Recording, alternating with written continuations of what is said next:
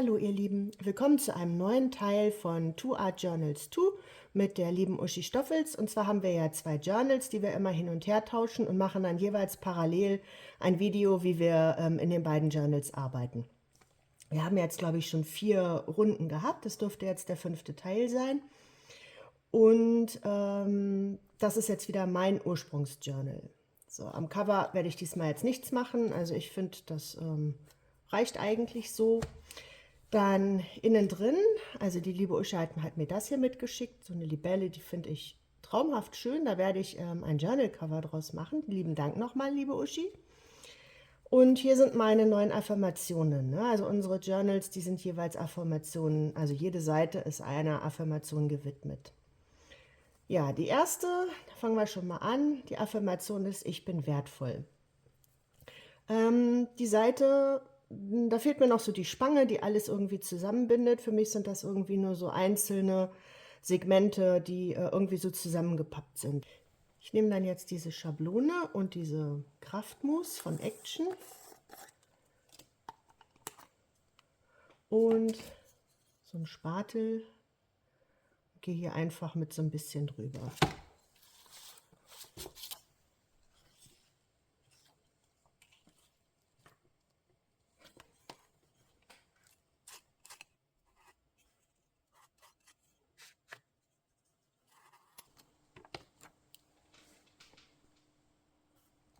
So, dann nochmal hier.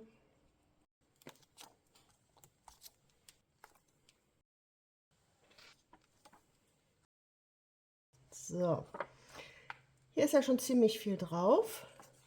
Da habe ich mir einmal hier Stempel zurechtgelegt. Die sind von Funkelkram übrigens. Also dieses hier habe ich über Funkelkram gekriegt und dieses hier ist dieses Design, das Roland auch entworfen hat.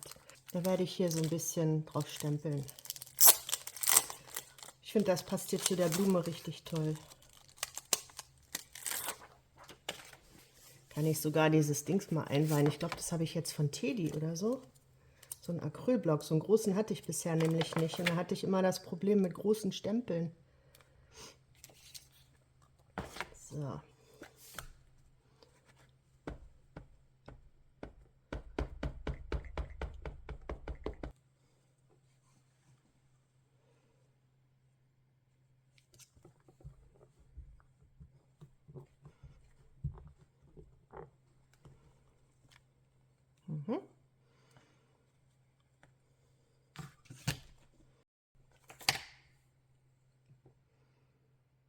Das mache ich hier mal zwischen die Blumen. Das muss ja auch irgendwo zwischengespannt sein, ne?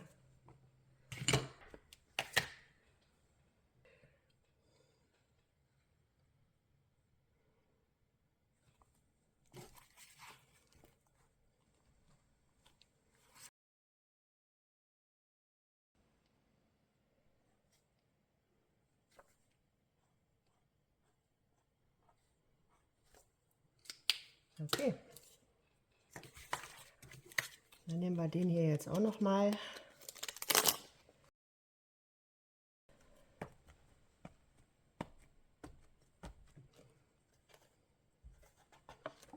Hier hängen noch so ein paar Spinnen runter. Ja, so eine Spinne mache ich noch mal.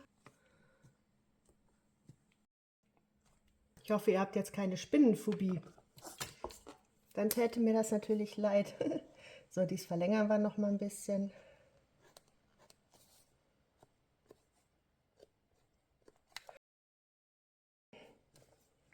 So, dann hat die Uschi hier noch so eine Klappkarte ran gemacht.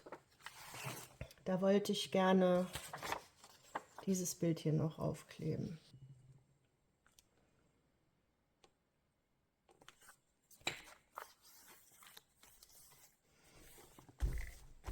So, ist festgeklebt. Und jetzt werde ich hier auch noch dieses Spinnenbildchen drauf machen, damit das so mehr hier eingebunden ist.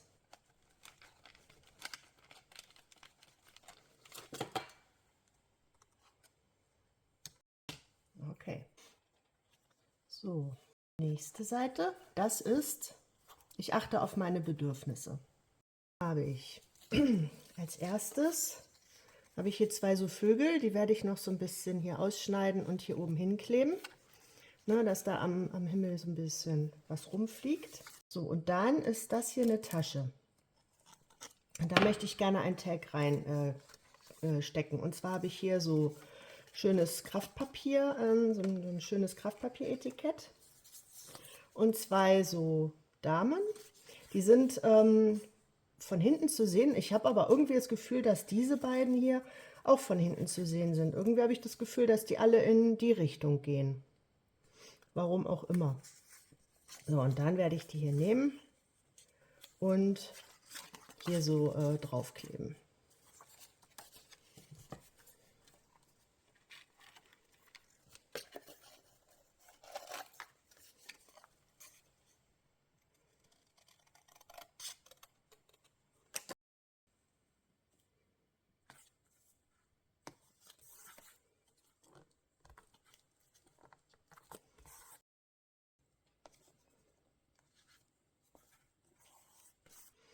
Dann habe ich mir das Loch hier oben zugeklebt.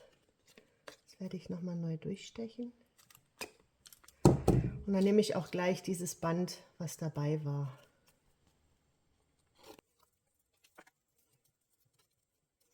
So. Passt das rein. Ups.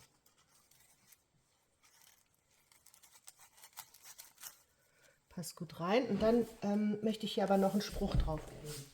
So, und zwar hatte ich hier ja neulich diese Karten gemacht in einem Video. Da können wir uns was Schönes aussuchen, was dazu passt. Das Motto hier war, ich achte auf meine Bedürfnisse. Und dann habe ich hier noch ein paar von denen, die ich schon ausgeschnitten hatte. Und da habe ich auch kreativ sein und das A und O. Das finde ich passt richtig gut. So, und hier unten steht auch Flow. Dann werde ich das hier so rüberkleben. Kreativ sein.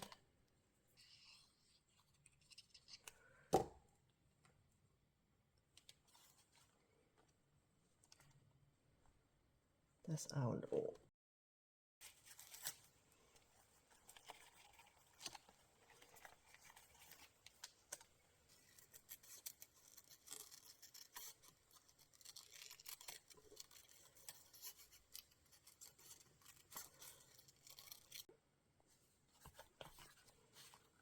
Okay. Die Seite. Liebe erfüllt mich. Da möchte ich gern als erstes dieses Tortendeckchen hier ein bisschen einfärben. Hier habe ich hoffe mal, dass Feuer geht. Dass das ein bisschen mehr hervorsticht. Dann möchte ich gerne mit wasservermalbaren Buntstiften und mit diesen Aufklebern, das sind so kleine Blümchen, hier so irgendwie noch so ein paar Blumen gestalten. Und hier habe ich mir auch mal, das waren so ganz langweilige Klebeetiketten, da sieht man auch noch ein bisschen, dass das eigentlich rot ist. So, und die habe ich mir irgendwie mal so mit Metallic-Markern übergemalt. So, das heißt, da werde ich hier auch noch ein paar von verwenden. Und dann möchte ich hier einfach noch diese Blüten, die jetzt hier so einfach in der Luft hängen, quasi so als in Blumen verwandeln und noch ein bisschen mehr ausgestalten. So, fangen wir erstmal an.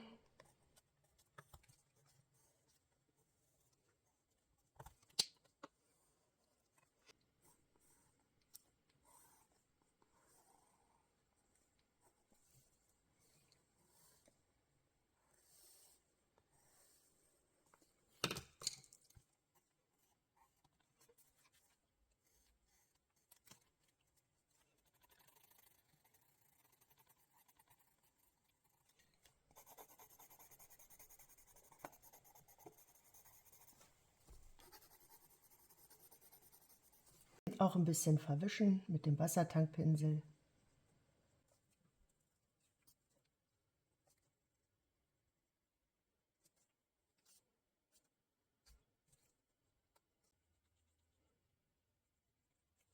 Okay, und dann mache ich einfach nur noch so ein paar einzelne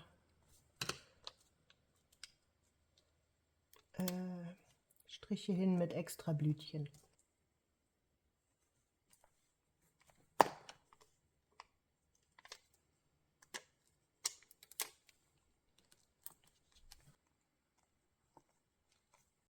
so, die wollte ich ja auch nehmen. Ich kann ja einfach so ein paar Mal nehmen und irgendwo hinkleben.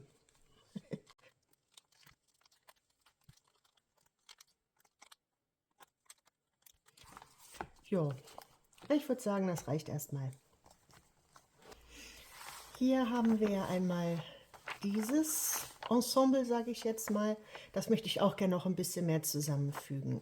Und zwar habe ich von diesen Muscheln hier, das sind ja Muscheln, die bemalt worden sind, wo ich Kreise ausgeschnitten habe. Da habe ich noch ein paar über. Da möchte ich auch wieder so Kreise machen und möchte die hier noch hinkleben, sodass ich einmal diese Dinger weg habe und dass hier noch ein bisschen was drauf kommt. Klebe ich die jetzt hier einfach hin.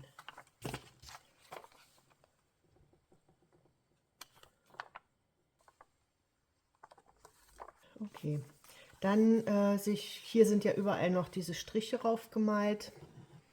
Gucke ich mal.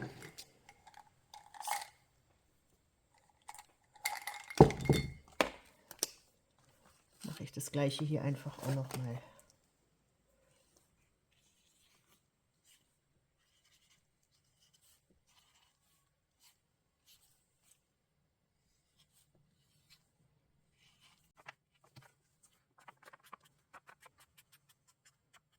So, dieses Grün habe ich nicht.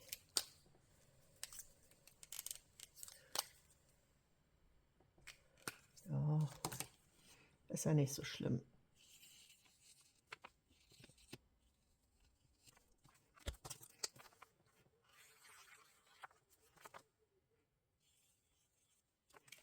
Gut.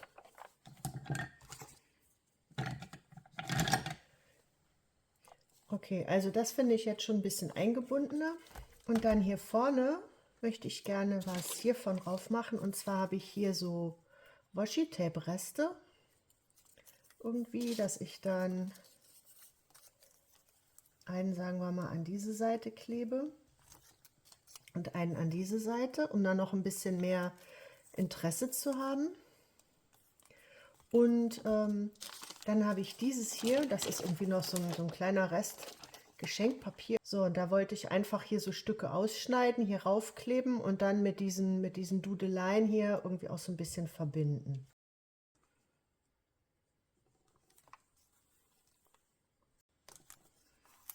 Okay, ich habe das jetzt so ausgeschnitten und dann habe ich gedacht, das könnte ich hier so hinkleben und das hier so. Und dann würde ich das Ganze noch ergänzen mit Feinliner. So. Okay. Ich finde, diese Farbkomposition und mit den Kreisen passt hier auch noch richtig gut zu. Das sind genau die Farben. Okay, dann mal Feinliner 0,05, 0,5.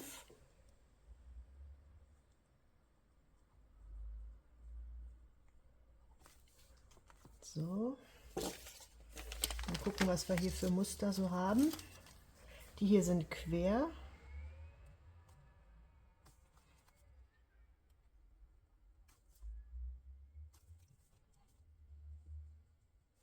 Okay.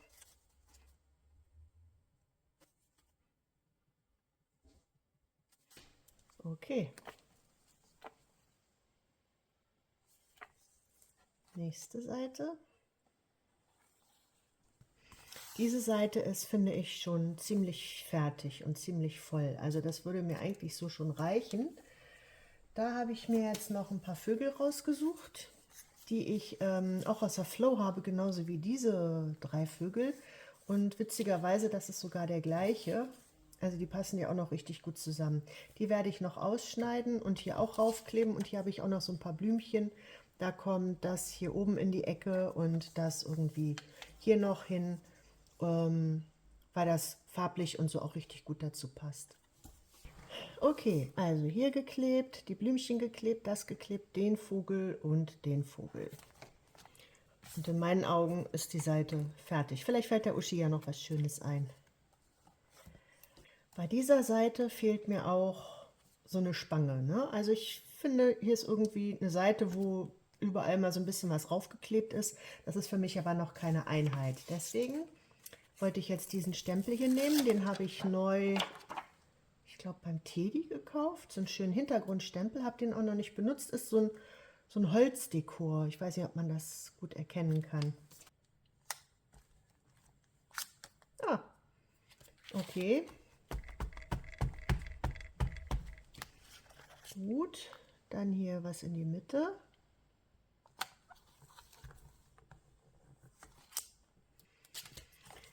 Okay. Ich finde, dieses Holz passt gut zu den Türen und so weiter.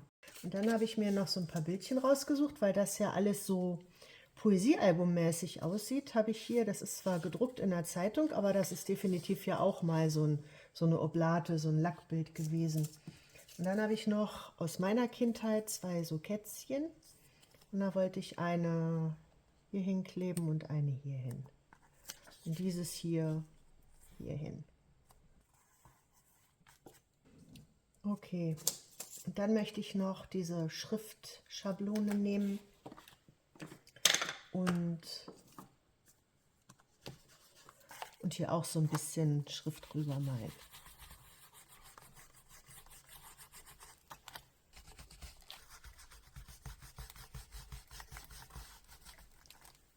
Gut, nächste Seite. Das war die, da hat die Uschi einen Traumfänger auf Stoff draufgeklebt. Und hier so eine Borte. So, also hier muss im Hintergrund auf jeden Fall noch was passieren, finde ich. Ich weiß nicht, ob man das erkennen kann. Hier sind so einige von diesen Pads drin, die hier ausgetrocknet waren, aber da ist natürlich trotzdem noch Farbe drin. Da habe ich die blauen hier alle reingeworfen und das ist so eine Brillenputztuchflüssigkeit. Die habe ich auch tatsächlich so gelassen und habe einfach die Kissen dazu geworfen, denn hier ist ja auch Alkohol drin und der zieht dann schön die Farbe da raus und verschimmelt gleichzeitig auch nicht. Also es ist schon, weiß ich nicht, 3/4 Jahr her oder so, dass ich das umgefüllt habe. Dann wollte ich gerne diese Farbe jetzt nehmen und hier den Hintergrund ansprühen, so als dass es wie ein Himmel ist. Dazu werde ich hier einige Sachen aber abdecken.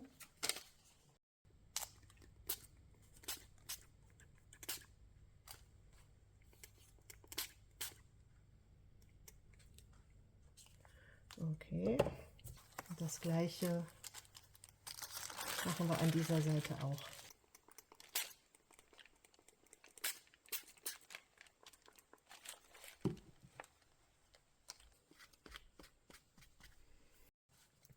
Okay, hier vorne wollte ich dann so ein Schön, dass es dich gibt Kärtchen raufkleben. Hier. Es kann ja oben auch ruhig ein bisschen rausstehen.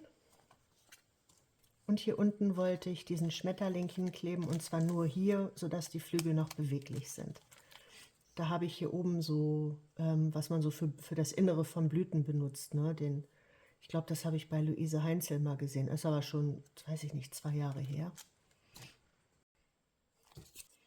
Okay, das ist drauf. Das hier ist drauf. Flügel lassen sich noch bewegen. Und für diese Seite habe ich mir diese Eule rausgesucht. Die wollte ich hier so raufkleben. Dann sieht das so aus, als sitzt die auf dem Planeten und das sieht auch aus, als wäre das noch ein Planet. Okay, ich finde, das passt farblich auch richtig gut zu diesem Kreis. Dann nächste Seite. Ich kann mir und anderen verzeihen. Da habe ich mir einmal auch wieder 3 von diesen Farben rausgesucht, die hoffentlich noch ein bisschen Saft drin haben und so eine kleine Schablone, denn da habe ich hier und da auch so Sonnenblumen und die wollte ich gerne mit diesen Farben hier so als Borte an den Rand malen, ne? Sodass ich dann jeweils die Sonnenblumen noch habe. Gucken wir mal, ob das noch funktioniert hier. Hier habe ich auch so eine Bürste, die für grüne Farbe ist.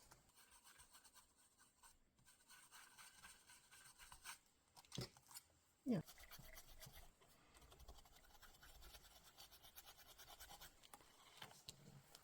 So, die Borten sind hier jetzt gemalt. Wenn man das jetzt zuklappt, dann sieht man, die Uschi hat hier so Garn eingefädelt, so Stickgarn. Und die Enden sind jetzt noch offen. Und da habe ich mir so ein paar Pärchen zurechtgelegt. Hier einmal so ein Herz, das ist aus einem Armband, aus einem alten. Und hier so ein paar, ja, so Trommelperlen, ich weiß gar nicht, wie heißen die. So ein paar ovale Perlen, ne, in Gelb. So, und dann wollte ich das Herz hier oben einfädeln.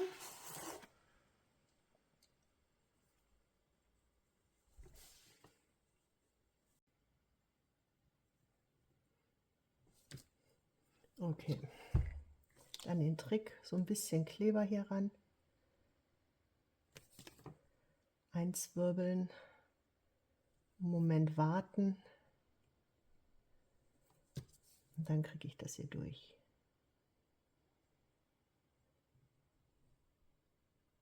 So.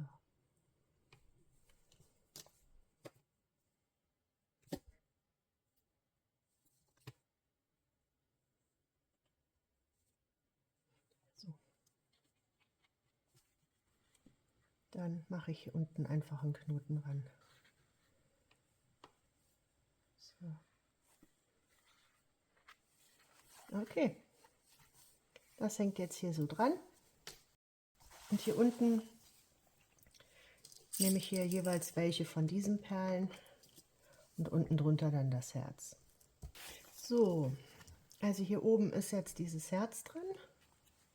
Ne, kann man auch ein bisschen bewegen, wenn man will.